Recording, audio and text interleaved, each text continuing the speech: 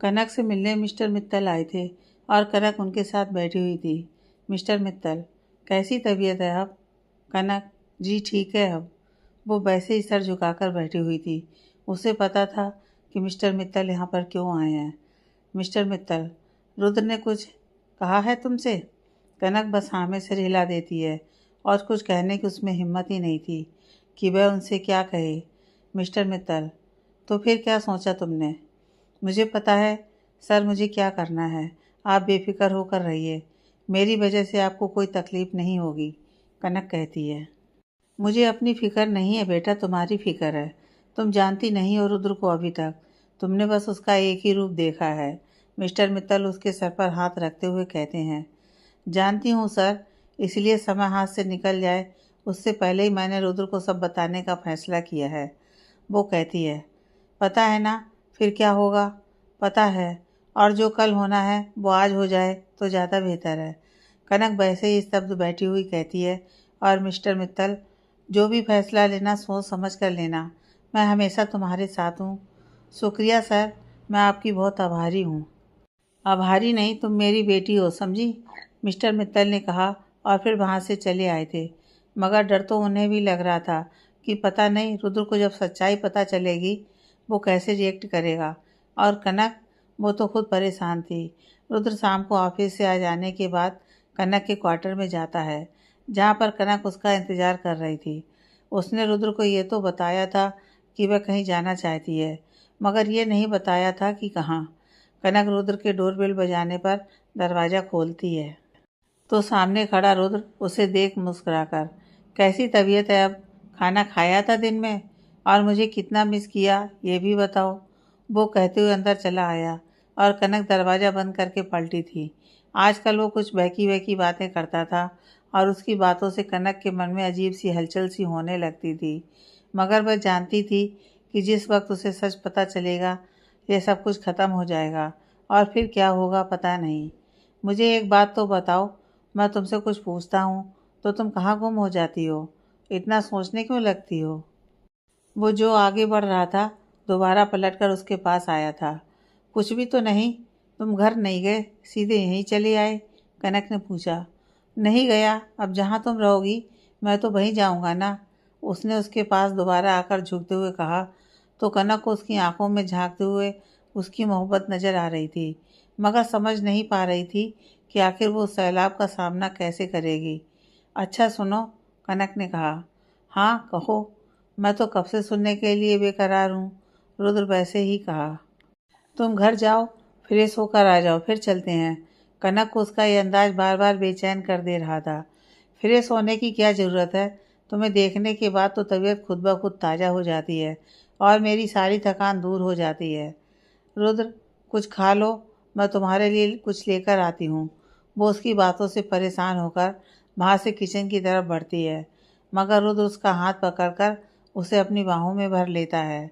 बस ऐसे ही मेरे सीने से लगी रहो और मुझे कुछ भी एहसास नहीं होता है, ना भूख लगती है ना प्यास। बस यूं ही पूरी उम्र गुजार सकता हूँ मैं तुम्हारे साथ, वो कहता है। और कनक उसकी बातें सुनकर, रुद्र हमें देर हो जाएगी। तो हो जाने दो, वैसे जाना ज़रूरी है क्या? उसने उसे वैसे ही सीने से लगाए हुए पूछा था, और कनक हाँ में सिर हिला देती है। तो रुद्र, ठीक है, फिर मैं 10 मिनट में तैयार होकर आता हूँ, तो मेरा इंतज़ार करो। मैं बस यूँ गया और यूँ आया, उसने कहा, और फिर कनक को खुद से अलग करते हुए बाहर की तरफ निकलते हुए, वैसे सच में जाना ज़रूरी है? और कनक हाँ कहते हुए मुस्कुरा दी थी और वह चला गया था। रुद्र भी ना कभी कभी उसकी हरकतों को देखकर लगता है जैसे कोई छोटा सा नासमझ बच्चा बातें करता है। ठीक वैसे ही वो भी आज कुछ वैसा ही लग रहा था। गाड़ी रफ्तार से चल रही थी और रुद्र मगन होकर ड्राइव कर रहा था, और उसमें बजता हुआ रेडियो पर 90s क्लासिक सॉन्ग्स गाना चल रहा था। कनक खिड़की से बाहर देख रही थी और फिर एक नज़र रुद्र की तरफ भी, जिसके चेहरे पर जो खुशी के बादलों ने डेरा डाल रखा था, कहीं वो गम की बरसात में बदल कर बरसने न लगें और वो भीग कर बीमार न पड़ जाए। कनक, तुमने बताया नहीं कि हम कहाँ जा रहे हैं? उसने अचानक पूछा। तो कनक की तंद्रा टूटी थी और वो उसकी तरफ देखते हुए, सब पता चल जाएगा, बस हम पहुँचने ही वाले हैं, उसने कहा था और गाड़ी लेफ्ट से राइट की तरफ लेने के लिए कहा। कुछ समय बाद गाड़ी एक बोर्डिंग स्कूल के बाहर रुकी थी। बस यहीं पर रोक दो, कनक ने कहा। और रुद्र, आर यू श्योर? तुम्हें यहाँ आना था? रुद्र ने हैरानी से वहाँ लगे बोर्ड की तरफ देखा और फिर कनक से पूछा। कनक, बस यहीं आना था, उसने कहा और गाड़ी से उतर गई और रुद्र उसके पीछे पीछे चल पड़ा। कनक जो आगे चल रही थी, उसे पता था कि अब यहाँ से उसे वापस अकेले ही जाना है। रुद्र को जब सच पता चलेगा तो वो उसे यहीं पर छोड़कर चला जाएगा। उसने सोचते हुए एक नज़र रुद्र को पलट कर देखा, जो उसे देखकर वैसे ही मुस्कुराते हुए, ये बार बार पलट कर मुझे क्या देख रही हो? रुको, साथ में चलते हैं, उसने कहा और आगे बढ़कर कनक का हाथ मजबूती से पकड़ लिया था और दोनों साथ में चल रहे थे। अब ठीक है, ऐसे ही बस मुझे तुम्हारे साथ हर कदम पर कदम मिलाकर चलना है, समझी? ना आगे ना पीछे। वो दोनों आगे बढ़ रहे थे, स्कूल के मेन गेट से होते हुए, वहाँ के प्लेग्राउंड और फिर क्लासरूम्स और फिर हॉस्टल और अंत में। और तभी जैसे ही वह लोग प्रिंसिपल के ऑफिस के पास पहुँचे थे, आरू, जो उस वक्त प्रिंसिपल के ऑफिस में ही मौजूद थी, किसी वजह से बाहर निकल रही थी। उसकी नज़र सामने से आ रही कनक पर पड़ती है, जो रुद्र का हाथ पकड़कर आगे बढ़ रही थी। उसे देखकर आरू उसकी तरफ जोर से चिल्लाते हुए दौड़ती है। मम्मा, आप आ गईं? और ये कौन? आप पापा को भी साथ लाई हैं? वो कहते हुए कनक के गले लग जाती है और रुद्र का हाथ कनक के हाथ में से छूट जाता है और उसके मुंह से निकलता है, मम्मा। वो हैरानी से कनक की तरफ देखता है, जो आरू को सीने से लगाए प्यार कर रही थी। और तभी आरू, पापा, इतनी देर क्यों कर दी आने में? मैं रोज़ आपका वेट करती थी और भगवान से कहती थी कि मेरे पापा को जल्दी मेरे पास भेज दीजिए, और आप आ गए। आई लव यू पापा, वो कहते हुए रुद्र के गले लग जाती है। और रुद्र स्तब्ध खड़ा था कि एक 7 साल की बच्ची उसे पापा कहकर बुला रही है। वो हैरानी से कनक को देखता है, बहुत कुछ कहना चाहता है, मगर तभी आरू, आप तो बहुत हैंडसम हैं। अब मैं अपनी सारी दोस्तों को बताऊंगी कि मेरे पापा सबसे हैंडसम है। और पता है क्या? वो कहते हुए रुद्र का कान अपने पास लाने के लिए कहती है, सबकी सब तो जलकर राख हो जाएंगी।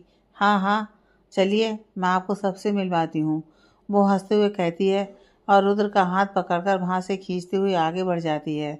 और रुद्र पलटकर कनक को सवालिया निगाहों से देख रहा था और कनक स्तब्ध खड़ी थी और आरोही अपनी ही धुन में, ओहो मम्मी को बाद में देख लीजिएगा, पहले मेरे साथ चलिए, वो कहते हुए रुद्र का हाथ पकड़ आगे बढ़ गई थी और कनक उसके पीछे पीछे चल रही थी। वो सदमे में था और आरू उसे अपने दोस्तों से मिलवा रही थी। ये हैं मेरे पापा, मैंने कहा था ना वो आएंगे, देखा मुझे लेने आए हैं और अब मैं इनके साथ ही रहूँगी। क्यों पापा? वो कहते हुए रुद्र को देखती है और रुद्र कनक की तरफ, जो वहाँ पर चुपचाप खड़ी थी। सीना, है ना मेरे पापा बहुत हैंडसम, बिल्कुल फिल्मी हीरो की तरह? आरू फिर अपनी दोस्त से कहती है, हाँ यार, तेरे पापा तो सच में बहुत अच्छे हैं, सीना कहती है। तो आरू मुस्कुराते हुए रुद्र को देखती है। अब मुझे पता चला कि मैं इतनी प्यारी क्यों हूँ। और उसकी मासूमियत पर रुद्र मुस्कुरा देता है। क्यों बेटा? आरू, क्योंकि मेरे पापा जो इतने प्यारे हैं तो उनकी बेटी भी तो प्यारी होगी ना, वो कहते हुए रुद्र के गालों पर किस करती है, जिससे रुद्र को अजीब सा एहसास होता है, मगर वह कुछ कहता नहीं है। उसे कुछ भी समझ में नहीं आ रहा था। वो कनक से बहुत कुछ पूछना चाहता था, मगर कैसे? आरू की मासूमियत देखकर वह खामोश था कि खुद को संभाल रहा था। कुछ समय बाद ही वह लोग प्रिंसिपल से मिलने के बाद आरू को घर वापस लेकर आ रहे थे। आरू पीछे गाड़ी में बैठी हुई थी और रुद्र इस बार ड्राइव कर रहा था। पापा, आप इतने दिनों तक कहाँ थे? वो पूछ रही थी। बेटा, मैं तो बहुत ज़रूरी काम से बाहर गया था, पर अब आ गया हूँ ना। रुद्र उसके सवाल पर थोड़ा परेशान तो था, मगर फिर भी बड़े आराम से जवाब दे रहा था। तो अब आप कभी नहीं जाएंगे ना? नहीं बेटा, हमेशा मेरे साथ ही रहेंगे। हाँ बिल्कुल, प्रॉमिस। प्रॉमिस बेटा, पिंकी प्रॉमिस। ये पिंकी प्रॉमिस क्या होता है? रुद्र हंसते हुए कहता है। पिंकी प्रॉमिस का मतलब होता है पक्का वाला प्रॉमिस, आरू कहती है। और रुद्र गाड़ी के शीशे में से उसे देखते हुए, ओके पिंकी प्रॉमिस। और रुद्र की बात पर आरू ताली बजाकर खुशी से झूम उठती है। गाड़ी रफ्तार से चल रही थी। मगर कनक खामोश थी और रुद्र उससे कुछ भी नहीं कह रहा था। उसे पता था कि रुद्र के मन में अभी बहुत से सवाल उठ रहे होंगे। वो ऊपर से जितना शांत दिखाई दे रहा था, अंदर से उतना ही बड़ा तूफान उसके मन में उमड़ रहा होगा। मम्मी, आप आज खामोश क्यों हैं? अचानक आरू कनक से पूछती है तो कनक अपनी सोचों से बाहर आकर उसे देखकर ज़बरदस्ती मुस्कुरा देती है। कुछ नहीं बेबी, आप जो बोल रहे थे तो मैं सुन रही थी, वो कहती है, और सोच रही थी कि घर जाने के बाद क्या होगा। आरू को कैसे बताएगी कि वह उसके पापा नहीं हैं और उधर का सामना कैसे करेगी। कुछ समय बाद गाड़ी मित्तल मेंशन के बाहर रुकती है तो आरू, ये हम यहाँ क्यों आए हैं? मुझे अपने घर जाना है पापा, वो कहती है। बेटा, यही मेरा घर है, रुद्र उसकी तरफ का दरवाज़ा खोलते हुए कहता है। नहीं, ये तो दादू का घर है, मुझे पता है, आरू कहती है। बेटा, वो मेरे भी दादू हैं। रुद्र मुस्कुराते उसे गोद में उठाकर जैसे ही अंदर मेन दरवाजे से एंट्री करता है तो दादू उसे बाहर लॉन में ही मिल जाते हैं और आरू रुद्र की गोद में से उतरकर उनके गले लग जाती है। तो मिस्टर मित्तल, कैसे हैं आप? वो कहती है तो दादू शरारती कहीं की, तुम भी मुझे मिस्टर मित्तल कहोगी? और क्या कहूँ, पापा ने कहा कि आप इनके दादू हैं तो मेरे क्या हुए? आरू मुँह घुमाकर रुद्र को देखती है और रुद्र उसके पास जाकर, ऐसा करते हैं कि आप इन्हें ग्रेट दादू कहना और मैं सिर्फ दादू, ओके? रुद्र कहता है तो आरू मुस्कुराते हुए, okay, you know you are great papa. वो दोबारा रुद्र के गले लग जाती है। तभी मिसेज डिसूजा भी वहाँ आ पहुँचती हैं, जो किचन में काम कर रही थी। आरू उनसे भी मिलती है और उन्हें बताती है कि रुद्र उसके पापा हैं और अब वह उनके साथ ही रहेगी।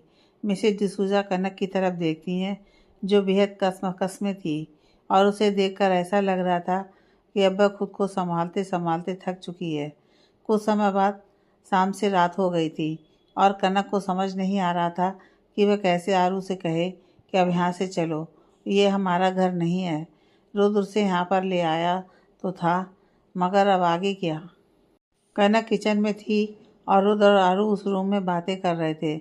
आरू रुद्र को बस बताती जा रही थी कि पापा आप नहीं थे तो मम्मी आपको बहुत मिस करती थी और रोती भी थी। फिर शालिनी आंटी उन्हें चुप कराती थी। आरू, बस करो बेबी, सोने का टाइम है, जो दरवाजे पर खड़ी थी और अभी अभी आई थी, उसकी बातें सुनकर कहती है। मगर इससे पहले कि वो और कुछ कहती, रुद्र, हाँ ऐसा क्या, अब नहीं रोएंगी? मैं जो आ गया हूँ और अब आप सो जाइए, बहुत देर से बातें कर रही हैं। वो कहते हुए कनक को देखता है। इसे यहीं पर सोने दो। और कनक रुद्र को देखती है और एक लंबी सांस लेते हुए बाहर आ जाती है। आज हमारी प्रिंसेस हमारे साथ सोएगी, रुद्र कहता है। प्रिंसेस ही क्यों, क्वीन भी तो हमारे साथ ही सोएंगी। क्वीन? मैं मम्मी की बात कर रही हूँ, आरू कहती है। और रुद्र, ये तो मैंने सोचा ही नहीं था, वो मन में सोचता है। फिर आरू से कहता है कि आप सो जाओ, मम्मी को तो कुछ काम है बहुत। और आरोही आंखें बंद करके सोने लगती है। करीब 1 घंटे बाद आरू सो चुकी है। कनक रुद्र के कमरे में आती है। मैं इसे लेकर अपने क्वार्टर में सुला देती हूँ, वो कहते हुए आरू की तरफ जैसे ही हाथ बढ़ाती है, रुद्र उसका हाथ पकड़ लेता है। रुको, सोने दो उसे, बाहर गार्डन में आओ, मुझे तुमसे कुछ बात करनी है, वो कहते हुए कनक का हाथ पकड़कर कमरे से बाहर निकल जाता है और फिर गार्डन में आने के बाद छोड़ देता है। उधर मिस्टर मित्तल अपने कमरे की खिड़की से ये सब देख रहे थे। जिस बात का मुझे डर था वही हुआ है और आगे न जाने क्या क्या होगा, वो मन में सोच रहे थे और नीचे गार्डन में खड़े रुद्र और कनक को देख रहे थे। रुद्र की पीठ कनक की तरफ थी और कनक नजरें झुकाए ज़मीन में कुछ तलाश रही थी। रुद्र आसमान की तरफ देख रहा था, जहाँ एक तरफ चांद की रोशनी फैली हुई थी और दूसरी तरफ सितारों की चमक फीकी पड़ रही थी। और उसकी पीठ कनक की तरफ थी और कनक ज़मीन की तरफ देख रही थी, जैसे उसके किए गए सवालों के जवाब तलाश रही हो। कनक, कुछ पूछा था मैंने, रुद्र ने कहा तो कनक अपने ही ख्यालों में गुम थी। नजरें उठाकर उसकी तरफ देखा था और वो पलटकर उसकी तरफ मुड़ता है। क्या यही वो बात थी जो तुम उस दिन मुझे बताना चाहती थी कि मैं तुम्हें नहीं जानता हूँ, जिसे आज जानकर मैं कन्फ्यूज़न में हूँ? रुद्र ने उसके करीब आकर कहा और कनक बस खाली आंखों से उसकी तरफ ताकती जा रही थी। उसे समझ नहीं आ रहा था कि वह उससे क्या कहे और क्या नहीं। वो बस खामोश थी और उसके होंठ थरथरा रहे थे, जो बहुत कुछ कहना चाहते थे। रुद्र, वो मैं वो तुमसे, असल में मैं बस आरू तुम्हारी बेटी है, जानता हूँ मैं। रुद्र ने उसकी आधी बात सुनकर पहले ही उसके कांपते होंठों पर अपना हाथ रख दिया था। जिस पर कनक ने उसे हैरानी से देखा था। उसने उसके आगे उसे कुछ कहने ही नहीं दिया था और उसके ऊपर झुका था। आरू तुम्हारी बेटी है और उसके पिता कहाँ हैं, ये उसे नहीं पता है और वो मुझे अपना पिता समझती है। और मैं, रुद्र ने उसके दोनों कंधों पर हाथ रखते हुए उसकी आंखों में झांकते हुए कहा। और मैं क्या रुद्र? कनक ने वैसे ही उसकी आंखों में देखते हुए पूछा। और मैं सब कुछ जानना चाहता हूँ, मगर तब जब तुम मुझे बताना चाहो, बिना किसी दबाव के, बिना किसी झिझक के।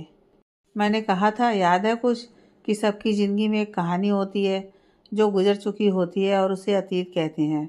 हाँ याद है। तो फिर बस, जब तुम्हारा दिल इस बात पर राजी हो जाए कि तुम मुझे वो कहानी सुना सको, मैं तब तक तुम्हारा इंतज़ार करने के लिए तैयार हूँ। बस यूँ कांपते होठों से आज कुछ मत कहना, रुद्र ने कहा और उसका हाथ अभी भी कनक के दोनों हाथों पर था। वहीं कनक नम आंखों से उसकी तरफ देख रही थी कि क्या है यह शख्स जो मुझसे इतनी मोहब्बत करता है, जिसे मेरे अतीत के तूफान का शोर सुनाई नहीं देता है। या फिर उसने अपने दोनों कानों पर अपने हाथों को रखकर उनके शोर को रोक दिया है। रात बहुत हो गई है, आरू को मेरे कमरे में ही सोने दो। तुम जाकर आराम करो, कल सवेरे उसके उठने से पहले आ जाना। उसे पता नहीं चलेगा कि तुम वहाँ नहीं थी, रुद्र ने कहा था। और कनक हाँ में सिर हिलाकर वहाँ से जाने के लिए मुड़ी ही थी कि रुद्र ने उसे आवाज़ दी थी, कनक 1 मिनट रुकना। तो रुद्र की आवाज़ सुनकर उसके कदम वहीं पर रुक गए थे और फिर वो पलटी थी।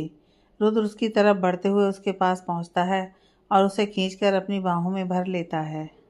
मोहब्बत में सबसे पहला उसूल है एतवार, और वो मैं तुम पर करता हूँ, खुद से भी ज़्यादा। आई लव यू कनक। बस इसके बाद मुझे कुछ नहीं पता है और ना मुझे पता करना है, रुद्र ने कहा था। और बिखरी हुई कनक को अभी भी अपनी बाहों में समेट कर रखा हुआ था। उसके सीने से लगी कनक उसकी सांसों को महसूस कर पा रही थी, उसके दिल की धड़कन सुन पा रही थी, जो बस उसका नाम पुकार रही थी, कनक। मगर न जाने क्यों अभी भी उसके दिल में एक डर सा था कि आगे क्या होगा। क्या रुद्र की मोहब्बतें उसके अतीत के अंधेरे को मिटा देंगी? शायद हाँ।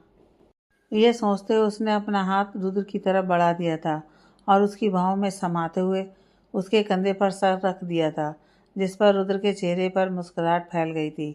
आज ये पहली बार था कि कनक ने उसे अपनाया था और वो इस लम्हे को जी भरकर जी लेना चाहता था, जैसे ये पल और ये रात कभी ख़त्म ही ना हो और यूं ही उम्र गुजर जाए। मगर क्या थी उनकी किस्मत, ये किसी को भी नहीं पता था। मैं बस आती हूँ फिर, कनक ने खुद को रुद्र से अलग किया था और फिर वहाँ से आगे बढ़ गई थी। और रुद्र अपने दोनों हाथों को आपस में बांधे उसे देख रहा था जाते हुए। तभी कनक ने उसे पलट कर देखा था और उसके होठों पर हल्की सी मुस्कान फैल गई थी और वो अपने घर की तरफ बढ़ गया था। कुछ समय बाद रात के करीब 2 बजने वाले थे। आरू बेखबर रुद्र के बिस्तर पर सो रही थी और रुद्र सोफे पर सो रहा था। उधर कनक को नींद नहीं आ रही थी कि आज से पहले ऐसा कभी नहीं हुआ था कि वह यहाँ पर हो और उसके बगैर वो सोई हो। वो बार बार अपने बिस्तर पर करवटें बदल रही थी और तभी उसने अपने फ़ोन से रुद्र को फ़ोन किया था। रिंग जा रही थी मगर वो कॉल रिसीव नहीं कर रहा था। कनक को बेचैनी सी महसूस हो रही थी। वो उठती है और मित्तल मेंशन की तरफ बढ़ जाती है। मेन दरवाजे से वो हॉल में एंट्री करते सीढ़ियाँ चढ़ते हुए सीधे रुद्र के कमरे की तरफ बढ़ती है और धीरे धीरे से कमरा खोलती है, जो कि लॉक नहीं था। अंदर घुसते ही उसकी नज़र सबसे पहले आरू पर पड़ती है, जो रुद्र के बिस्तर पर बेखबर सो रही थी। और फिर दूसरी तरफ सोफे पर रुद्र सो रहा था। उसके पैर सोफे के बाहर निकले हुए थे। लंबा चौड़ा कद वाले रुद्र के लिए सोफ़ा छोटा पड़ रहा था। कनक को सोचते हुए टेबल लेकर उसकी तरफ बढ़ी थी और उसके पैरों के पास रखते हुए सोफे से लगा दिया। फिर जैसे ही उसने रुद्र का पैर उठाकर उस पर रखना चाहा था, वो नींद से जाग उठा था और कनक के स्पर्श से वो हड़बड़ाकर उठा तो कनक कुछ घबरा सी गई थी और मिस बैलेंस की वजह से वो रुद्र के ऊपर गिर गई थी। वो उसके बेहद करीब थी। दोनों की नज़रें मिली। रुद्र उसे देख रहा था और कनक भी। कनक की झुकी हुई पलकें और रुद्र उसके चेहरे पर आ रहे बालों को अपने हाथों से हटाते हुए उसके और करीब आ रहा था। उसकी गर्म सांसों की खुशबू से कनक का पूरा वजूद महक रहा था। ऊपर से कमरे में हल्की सी रोशनी थी जो कि नाइट बल्ब से आ रही थी। रुद्र ने उसके चेहरे की तरफ जब अपने होंठों को बढ़ाया तो जज्बात में बहती हुई कनक ने तुरंत खुद को संभाल लिया था और उसे हटाते हुए उसे खुद से दूर किया था और उठकर खड़ी हो गई थी और वहाँ से जाने लगी। मगर अभी उसने एक कदम ही आगे बढ़ाया था कि रुद्र उसके सामने आ गया था, हमेशा की तरह। क्या हुआ? मैंने कुछ गलत किया? मैं तो बस तुम्हें छूकर महसूस करना चाहता था और कोई गलत इरादा नहीं था मेरा, उसने कहा। गलत की बात नहीं है तो फिर क्या बात है? कुछ नहीं, बस मुझे तुम्हारे करीब आने से डर लगता है रुद्र। पूछ सकता हूँ कि यह डर किस बात का है तुम्हें? ये तो नहीं लगता कि मैं तुम्हें छोड़ दूंगा, उसने उसके दोनों कंधों पर हाथ रखते हुए कहा। मम्मी, पापा, आप लोग क्या कर रहे हैं? नींद नहीं आ रही क्या आप दोनों को? अचानक से आरू की आवाज़ सुनकर वो दोनों चौंक गए थे और पलटकर उसकी तरफ देखा, जो आंखें मलते हुए उठकर बैठ गई थी। कनक रुद्र का हाथ अपने कंधों पर से हटाकर उसके पास जाकर बैठ गई। आप सो जाओ, वो मैं पानी पीने के लिए उठी थी। आप सो जाओ, मैं आपके पास हूँ, कनक ने कहा था और आरू को फिर से सुलाने लगी और दूर खड़ा रुद्र भी उसकी तरफ आकर सो गया था और कनक को देख रहा था, जो कुछ अजीब सी कसमकस में लग रही थी। ऐसे ही करते हुए दोनों को नींद आ गई थी और रात कब गुजर गई थी पता ही नहीं चला था। सुबह जब कनक की आँख खुली तो घड़ी में 10 बज रहे थे। उसने एक नज़र आरू की तरफ देखा था, जो बेखबर सो रही थी और रुद्र भी उसकी बगल में सो रहा था। एक पल के लिए कनक को उन्हें देखकर ऐसा लगा जैसे वो दोनों सच में बाप बेटी हैं। दोनों का चेहरा भी एक दूसरे से काफ़ी मिलता था। कितनी अजीब बात थी, वो रुद्र को ठीक से जानती भी नहीं थी और अचानक से उसकी पहली मुलाकात जब उसने उसे देखा था और गुस्से में बहुत कुछ कह भी दिया था। उस वक्त उसने सोचा भी नहीं था कि उसकी किस्मत है और उससे जुड़ने के लिए इतनी दूर आई है। वो अपने खुले बालों को समेटते हुए बेड पर से धीरे धीरे नीचे उतरी थी और ज़मीन पर बिना आवाज़ किए पैर रखा था और आहिस्ता आहिस्ता कदमों से कमरे से बाहर निकल आई थी। मगर जब वो नीचे हॉल में पहुंची थी तो सामने एक औरत को खड़ी देखकर हैरान रह गई थी। वो और कोई नहीं बल्कि रुद्र की माँ थी, जो अचानक इंडिया आई थी। उन्होंने कनक की तरफ देखा था और कनक सीढ़ियों से नीचे उतरते हुए उनके पास पहुंची थी। उसने उन्हें आज तक सिर्फ फोटो में ही देखा था, आमने सामने पहली बार देख रही थी। हेलो मैम, कनक ने उनसे कहा तो उन्होंने बिना कुछ जवाब दिए उसे ऊपर से नीचे तक देखा था। तो तुम हो कनक, वो लड़की, मिसेज मित्तल ने कहा। जी। कनक को उनके कहने का तरीका बिल्कुल भी अच्छा नहीं लगा था, मगर फिर भी वो खामोशी से खड़ी थी। जी। ओह मैं, आप खड़ी क्यों हैं? बैठिए ना, कनक ने उनसे हिचकिचाते हुए कहा। सुनो लड़की, मेरे ही घर में मुझे बैठने के लिए कहने वाली तुम होती कौन हो और कहाँ से आ रही हो इस वक्त? ऊपर तो रुद्र का कमरा है ना, और तुम उसके कमरे में सोई थी। नहीं मैम, असल में बात यह है कि, कनक ने कहा था, मगर उसकी बात पूरी होने से पहले ही मिसेज मित्तल ने उसे एक जोरदार थप्पड़ मारा था और उसके गुलाबी गालों पर उंगलियों के निशान रह गए थे और कनक ने उन्हें चौंक कर देखा था और उसका हाथ अपने गालों पर था। थप्पड़ की गूंज से पूरा माहौल गूंज उठा था। मैंने तुम्हारी जैसी बेहया लड़की, ओ लड़की नहीं औरत, आज तक नहीं देखी। एक अनजान आदमी के कमरे में रात बिताने में तुम्हें जरा सी भी झिझक महसूस नहीं हुई? कितनी गंदी हो तुम, छी, मिसेज मित्तल ने सरेआम सारे स्टाफ के सामने कहा था और कनक की आंखों से बहते हुए आंसू अब उसके गाल पर आ रहे थे जहाँ उन्होंने उसे थप्पड़ मारा था। कनक खामोश थी, बिना कुछ कहे वहाँ से मेन गेट की तरफ बढ़ते हुए तेज तेज कदमों से बाहर निकल गई थी। आते वक्त वो मायरा से टकराई थी, जिसने अजीब सी नज़रों से उसे देखा था और कनक को समझते हुए ये देर नहीं लगी कि यह सब कुछ किया धरा उसका था। मगर फिर वो बिना कुछ कहे उसके बगल से गुजरते हुए बाहर निकल गई थी। सुबह से दोपहर होने को थी और कनक का कोई अता पता नहीं था। अपना फ़ोन भी अपने साथ लेकर नहीं गई थी, क्योंकि वो रात को रुद्र के कमरे में थी, तो उसका फ़ोन उसके रूम पर ही वो छोड़ आई थी। सुबह सीना के आने के बाद और उसकी बातें सुनकर वो अचानक ही वहाँ से बिना कुछ कहे चली गई। अब दोपहर के 1 बजने वाले थे। रुद्र उसे 2 बार बाहर ढूंढ कर आ चुका था, मगर वो उसे नहीं मिली। वहीं आरू बार बार अपनी मम्मी के बारे में पूछ रही थी और दादू उसे अपने साथ बाहर घुमाने ले गए थे, बोलकर कि मम्मी शाम को आएगी, कुछ ज़रूरी काम से बाहर गई है। आपने ऐसा क्यों किया मम्मी? आपको पता है वो मुझे नहीं, मैं उसे चाहता हूँ, रुद्र ने अपनी माँ से कहा, जो हॉल में सोफे पर मायरा के साथ बैठकर आराम से बातें कर रही थीं। मैंने क्या किया रुद्र? किया तो उसने है, बिना शादी के एक अनजान आदमी के कमरे में रात भर। बस करिए, फिर वही बात आपको हो क्या गया है? हमारे साथ आरू भी थी और उसकी वजह से उसे वहाँ रुकना पड़ा। मेरे और उसके बीच ऐसा कुछ नहीं हुआ था जिससे उसे शर्मिंदा होना पड़े। रुद्र ने उनकी बात पूरी होने से पहले ही चीखते हुए कहा, यह क्या तरीका है अपनी माँ से बात करने का रुद्र? आई एम सॉरी, मगर मैं बहुत परेशान हूँ। पिछले 4-5 घंटे से वो गायब है और नहीं मिल रही है। पता नहीं कहाँ होगी, किस हाल में होगी। वो खुद आ जाएगी, मैं अच्छी तरह से जानती हूँ उसे। तभी मायरा ने बीच में कहा, तुमसे ज़्यादा कौन जान सकता है, यह सब तुमने ही किया है आखिर। रुद्र ने उसे गुस्से से देखते हुए कहा, मैंने क्या किया? वो खुद घर छोड़कर गई है और भागना तो उसकी पुरानी आदत है। इनफ मायरा, बस बहुत हो गया अब। अगर तुमने कनक के बारे में एक लफ्ज़ भी कहा तो मुझसे बुरा कोई नहीं होगा। रुद्र ने उसे उंगली दिखाते हुए बहुत गुस्से में कहा, जो ठीक उसके सामने आकर खड़ी हो गई थी।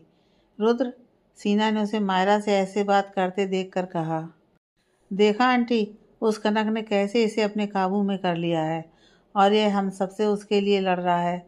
मायरा ने सीना से कहा और गुस्से से बाहर निकल गई। उसके जाने के बाद रुद्र सर पकड़कर सोफे पर बैठ गया। यह सब कुछ उसकी वजह से हुआ था। उसने ही कनक को अपने करीब लाने की कोशिश की थी, वरना उसने तो उससे कभी नहीं कहा था कि वो उससे प्यार करती है। वो लड़की तुम्हारे लायक नहीं है बेटा, सीना ने रुद्र के कंधे पर हाथ रखते हुए कहा। तो रुद्र ने सर उठाकर देखा। ये आप कह रही हैं माँ? रुद्र ने पूछा। हाँ, मैं कह रही हूँ। छोड़ी हुई औरतें अपनाई नहीं जाती हैं रुद्र। जिसके लिए उसने सब कुछ छोड़ा, जब उसने उसे नहीं अपनाया तो तुम कौन लगते हो उसके?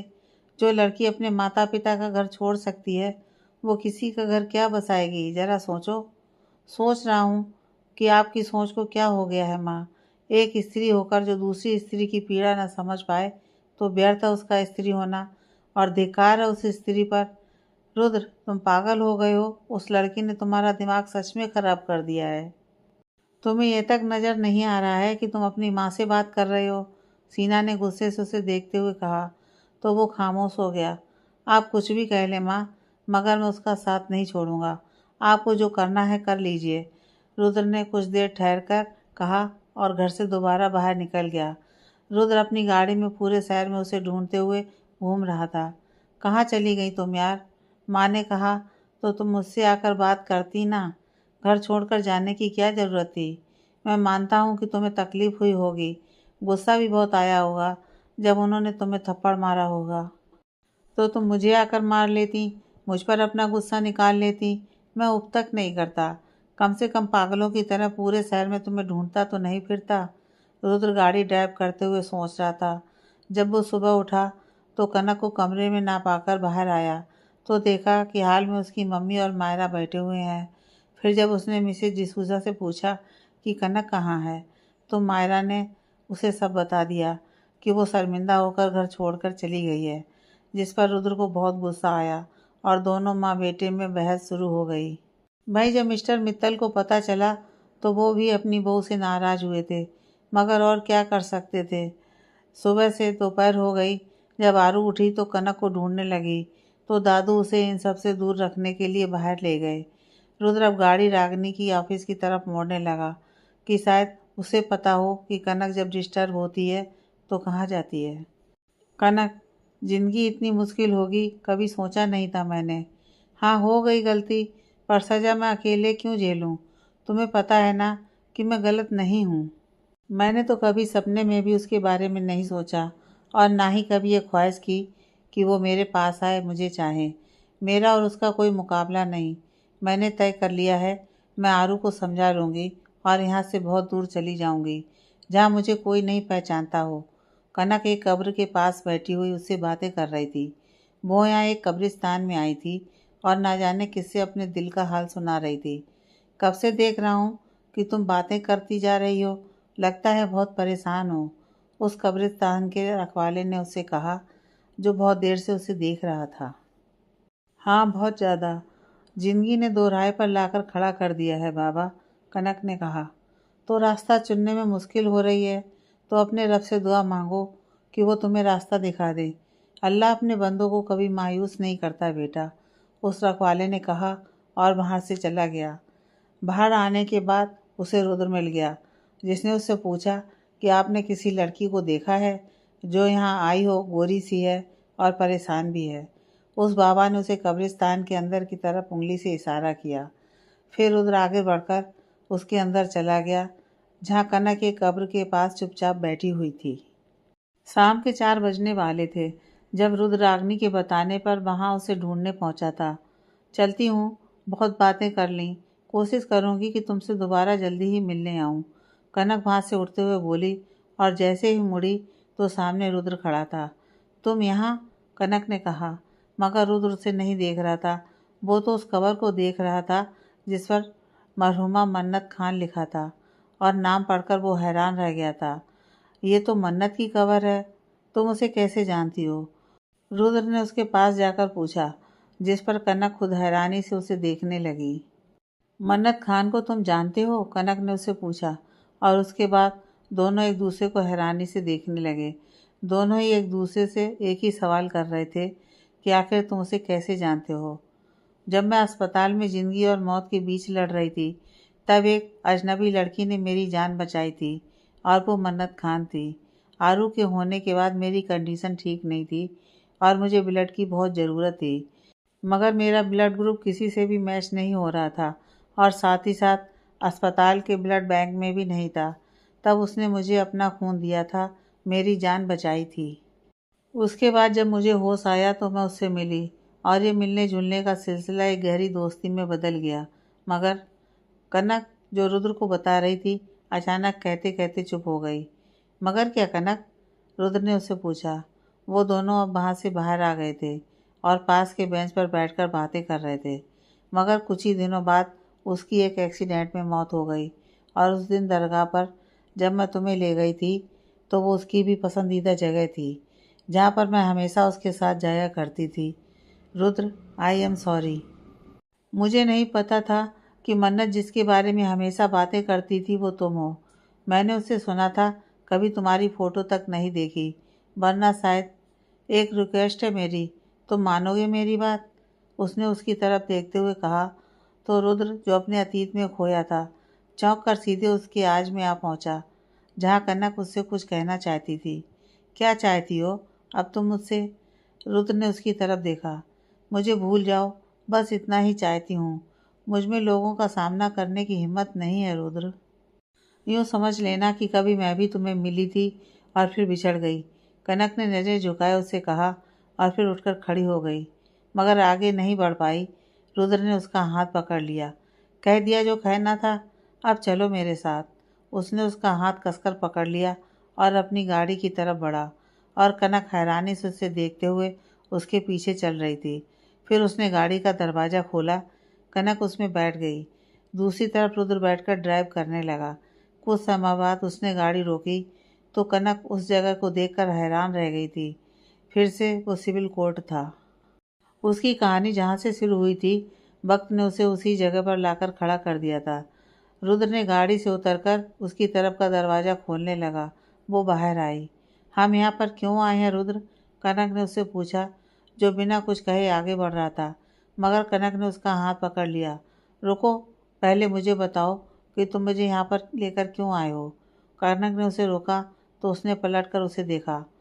तुम्हें सच में नहीं पता कि लोग यहाँ क्यों आते हैं? रुद्र ने कहा। पता है, पर मैं ये नहीं कर सकती। क्यों नहीं कर सकती? क्या तुम मुझसे प्यार नहीं करती, या फिर तुम्हें मुझ पर भरोसा नहीं है कनक? वो बात नहीं है रुद्र। फिर क्या बात है? समझ गया, तुम माँ की वजह से परेशान हो ना, तो मैं वादा करता हूँ कि इस रिश्ते को मैं तुमसे जोड़ने के बाद हमेशा तुम्हारा साथ दूंगा और कोई कुछ कहे इससे मुझे कोई फ़र्क नहीं पड़ता। अब ज़्यादा मत सोचो, चलो मेरे साथ, उसने कहा और कनक का हाथ अभी भी उसके हाथ में था। वो पलटकर आगे बढ़ रहा था और कनक उसके पीछे पीछे खिंचती चली जा रही थी। वो उससे बहुत कुछ कहना चाहती थी मगर कह नहीं पा रही थी। वो कुछ भी सुनना ही नहीं चाहता था, बस उसका हाथ पकड़कर चलता जा रहा था। एक वकील के कैबिन के बाहर वो दोनों खड़े थे। फिर उनका नंबर आते ही रुद्र ने उसकी तरफ देखा और वैसे ही उसका हाथ पकड़कर अंदर बढ़ गया। मिस्टर मित्तल घर आ गए थे और आरू बार बार अपनी मम्मी पापा के बारे में पूछ रही थी। शाम के 7 बजने वाले थे और उन दोनों का कुछ भी पता नहीं था। पहले तो कनक गायब हुई और अब रुद्र का कुछ भी पता नहीं था। ऊपर से वो फ़ोन भी नहीं उठा रहा था। दादू कहाँ हैं मम्मी और पापा? सुबह से शाम हो गई है, कब आएंगे? मुझे उनके पास जाना है। आरू वो भी कह ही रही थी कि पीछे से रुद्र और कनक आ गए। मम्मी पापा कहाँ चले गए थे आप लोग? वो भी मुझे यहाँ पर अकेले छोड़कर? मैं आपसे बात नहीं करूँगी, आरू रुद्र के पास जाकर बोली और फिर उसने मुंह घुमा लिया। वो नाराज़ थी बहुत ज़्यादा। एक ज़रूरी काम से गए थे, आपने खाना खा लिया? रुद्र उसे गोद में उठाते हुए बोला। नहीं, अभी तक तो नहीं खाया। वो सब छोड़ो, मुझे बताएं कि आप मम्मी को कहाँ घुमाने ले गए थे? आरू ने फिर कहा। अभी कहा ना बेटा कि हम कुछ ज़रूरी काम से बाहर गए थे। अच्छा, आप मिसेस डिसूजा के साथ ऊपर कमरे में जाओ, हम अभी आते हैं, रुद्र ने उससे कहा। और फिर मिसेस डिसूजा जो कुछ दूरी पर खड़ी थी, आरू उनके साथ ऊपर चली गई। जल्दी आना, मैं वेट कर रही हूँ पापा, आरू सीढ़ियाँ चढ़ते चढ़ते बोली। तो रुद्र मुस्कुरा दिया, मगर वहीं सोफे पर बैठी हुई उसकी माँ खुश नहीं थी। आरू के जाते ही वो खड़ी हो गई थी। तुम गई नहीं अब तक, वापस आ गई? सीना ने कनक से कहा, जो रुद्र के साथ खड़ी थी। आप उससे नहीं, मुझसे कहें माँ, मैं उसे लेकर आया हूँ और अब वो मेरी पत्नी है, आपकी बहू है। तो जो भी कहिएगा सोच समझ कर कहिएगा। मैं सब कुछ बर्दाश्त कर लूँगा, पर कोई मेरी पत्नी की बेइज्जती करे ये नहीं। रुद्र ने जब कनक का हाथ पकड़कर कहा तो सीना दंग रह गई। साथ ही साथ दादू भी हैरान रह गए कि ये रुद्र ने क्या किया। यह सब क्या है रुद्र? तुमने इस लड़की से शादी कर ली? तुम्हारा दिमाग खराब हो गया है? ये तुम्हारे लायक नहीं है और एक बच्चे की माँ है, सीना ने बहुत गुस्से से उससे कहा। और देख कनक को रही थी जिसका हाथ अभी भी रुद्र के हाथ में था। वो बच्ची मेरी बेटी है माँ, प्लीज़ आप कनक और आरू को अपना लें, ये मेरी रिक्वेस्ट है आपसे, रुद्र अब नरम पड़ते हुए उनसे कह रहा था। मगर वो बिना कुछ कहे गुस्से से वहाँ से ऊपर अपने कमरे में चली गई थी। तुमने शादी कर ली, एक बार मुझसे तो पूछा होता रुद्र, तुम्हें पता भी है सीना इस रिश्ते को कभी कबूल नहीं करेंगी, दादू ने अब रुद्र से कहा, जो बहुत देर से ये सब तमाशा देख रहे थे। और कनक तुम? दादू ने अब कनक को देखा जो अभी भी चुपचाप खड़ी थी। सर मैं वो, कनक अभी बोल ही रही थी कि रुद्र पहले ही बोल पड़ा। उसने कुछ नहीं किया दादू, उसकी कोई गलती नहीं है, मैंने ही जिद की थी और अब तो जो होना था वो हो गया है और मैं सच में कनक से प्यार करता हूँ दादू, रुद्र ने दादू से कहा। जो भी हो ठीक नहीं हुआ, तुम लोग जाओ अपने कमरे में, मैं सीना के पास जा रहा हूँ, पता नहीं वो गुस्से में अब क्या करेगी, दादू कहते हुए सीना के कमरे की तरफ बढ़ गए। तो आप मुझे अपने पोते के लिए मनाने आए हैं? उसका तो दिमाग खराब हो गया है और आप उसे समझाने की जगह मुझे समझा रहे हैं पापा।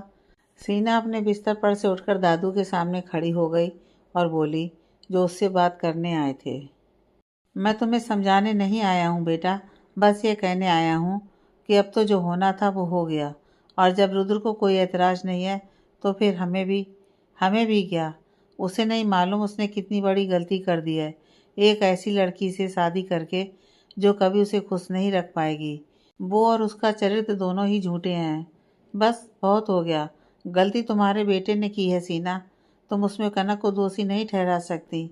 और रही बात उसके चरित्र की, तो वो कितनी पवित्र है यह तुम्हें मुझे बताने की ज़रूरत नहीं है, मैं उसे तुमसे ज़्यादा जानता हूँ।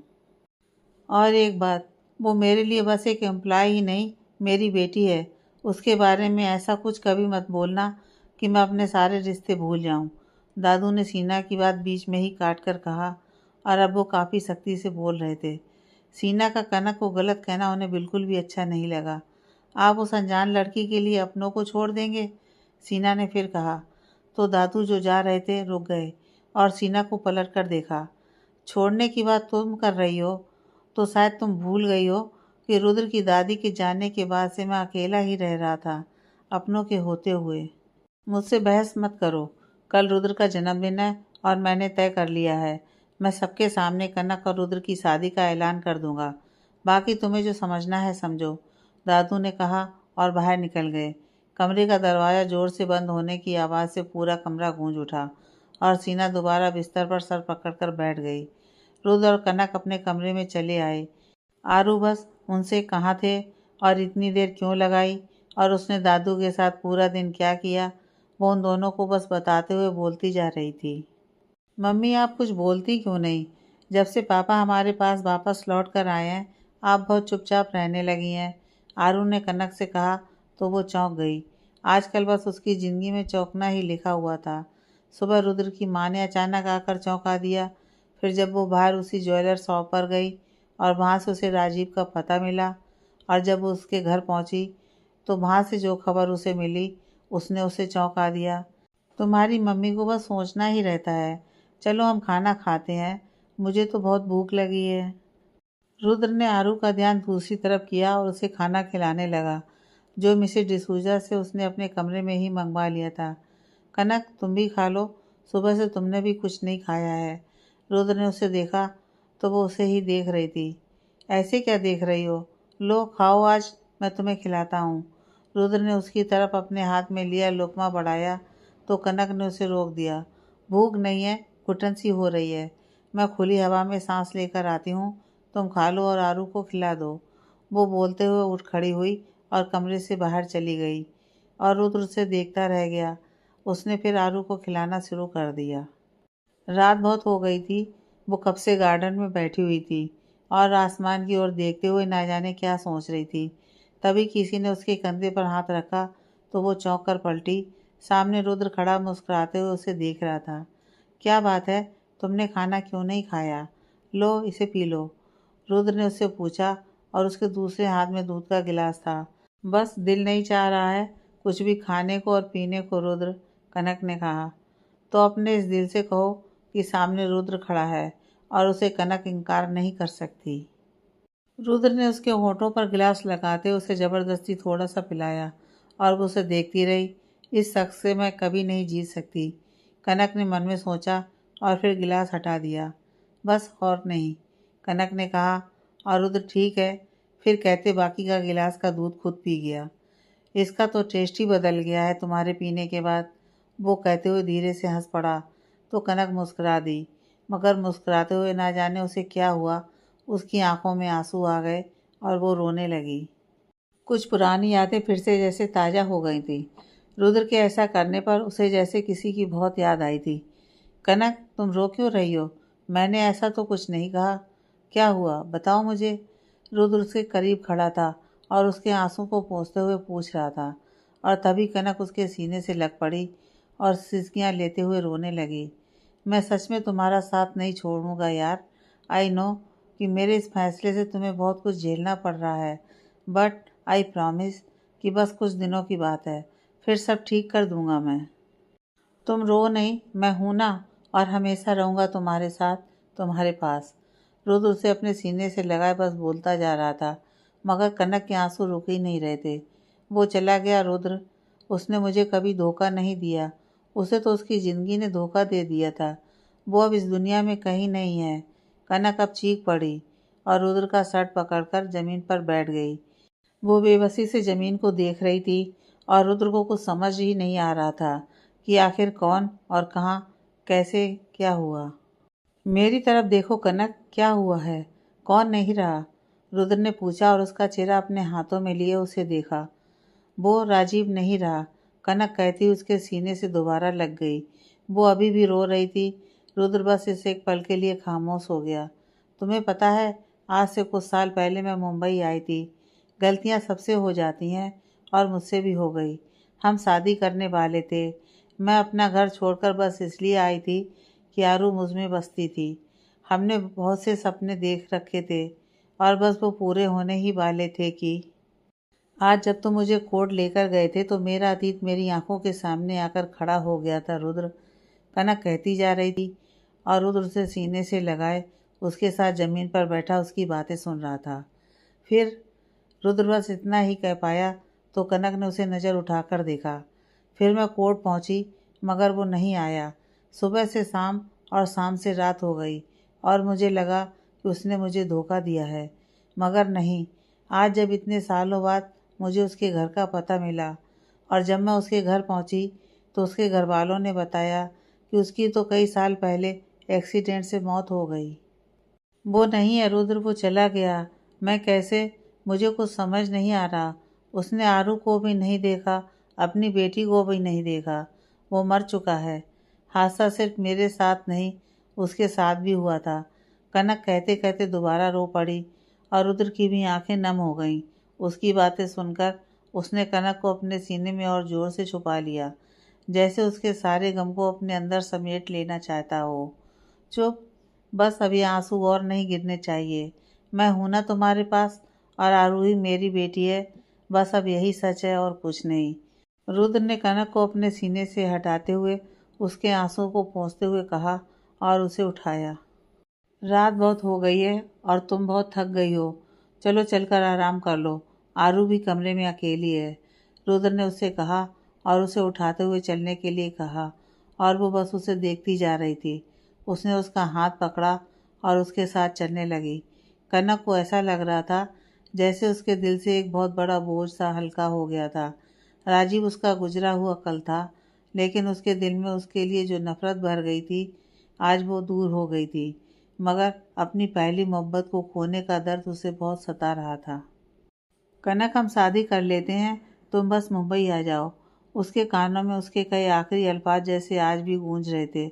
इतने सालों से वो उसे ढूंढ रही थी, मगर आज मिला भी तो कहीं खो गया। वो चलते हुए उसके बारे में सोच रही थी और उसका मुस्कुराता चेहरा उसे रुला रहा था बार बार, और गालों पर से बहते हुए आंसू वो उन्हें हाथों से रगड़ रही थी। कुछ समय बाद दोनों कमरे में पहुंचे। रुद्र ने उसे आरू के बगल में सुला दिया और उसके सामने एक चेयर लेकर बैठ गया। तुम्हें पता है, मुझे हमेशा से, या यूँ कहो कि जब मैं तुमसे पहली बार मिला था, मुझे ऐसा लगता था जैसे मेरा और तुम्हारा कोई बहुत पुराना कनेक्शन है। मगर क्या, यह मैं नहीं समझ पा रहा था। पर जब आज तुमने मन्नत के बारे में बताया तब मुझे समझ आया कि मन्नत कहीं ना कहीं तुम्हारे अंदर बसती है। तुम्हारी रगों में उसका ब्लड आज भी बहता है। भले ही ये इत्तेफाक हो, मगर इतने सालों बाद उसके जाने से लेकर अब तक मैंने किसी के लिए वो सब महसूस नहीं किया जो मैं तुम्हारे लिए करता हूँ कनक। मुझे नहीं लगता था कि मैं किसी से दोबारा मोहब्बत भी कर पाऊँगा, मगर मुझे इश्क दोबारा हुआ है और तुमसे ही हुआ है।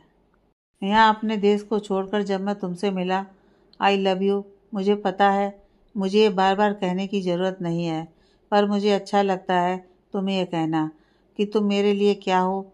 तुम मेरा सब कुछ हो कनक। रुद्र अब उसके सिरहाने बैठा बोल रहा था और कनक लेटी हुई खामोश आंखों से उसे देख रही थी। ये आंखें, ये आंसू, बस इनका सफ़र यहीं तक का था और अब यहाँ से तुम्हारी और मेरी कहानी शुरू होगी। सो जाओ, मैं भी बहुत थक गया हूँ। कल सुबह बात करते हैं। वैसे तुम्हें पता है रात के 12 से ज़्यादा हो गए हैं और आज मेरा बर्थडे है। रुद्र ने अब मुस्कुराते हुए उसकी पेशानी पर हाथ रखते हुए कहा तो वो चौंक गई, मगर अगले ही पल उसने उसे हैप्पी बर्थडे कहा और रुद्र ने उसकी पेशानी को चूमते हुए उसे देखा तो कनक ने आंखें बंद कर लीं और रुद्र वहाँ से उठकर सोफे पर आकर सो गया। वो सो ही रहा था कि कनक ने उसे आवाज़ दी, रुद्र। हाँ बोलो। Good night. I love you too. Rudra ने जब कहा तो वो मुस्कुरा दी। पता नहीं कैसे यह शख्स मेरी हर अनकही बात समझ जाता है। मैं कहना चाहती थी मगर कह नहीं पाई, मगर वो समझ गया। कनक मन ही मन सोचते हुए आंखें बंद करने लगी और एक नज़र उसे भी देखा जो सोने की कोशिश कर रहा था और उसे देख भी रहा था। फिर कनक ने आरू की तरफ करवट बदल ली थी। उसे अजीब सी उलझन हो रही थी जब रुद्र उसे देख रहा था और कनक को उसकी इस हरकत पर हंसी आ गई। उसने भी करवट बदल कर आंखें बंद कर लीं। तुम सच में पागल हो कनक, और मैं इस पागल के लिए पागल हूँ। आगे की कहानी नेक्स्ट पार्ट में।